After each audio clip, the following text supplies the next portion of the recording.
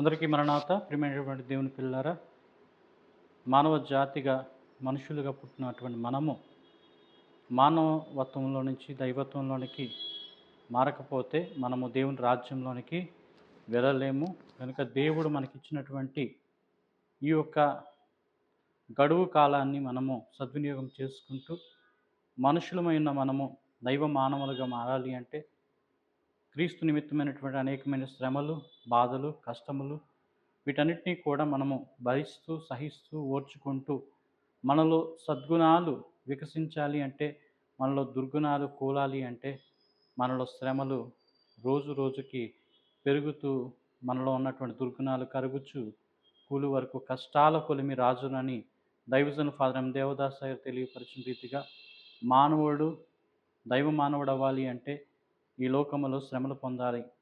కనుక మనకొచ్చే నిందలే కానీ, అవమానాలే కానీ, శ్రమలే కానీ ఇవన్నీ కూడా మన జీవితంలో మేలు కోసమే కానీ కీడు కోసం కాదు.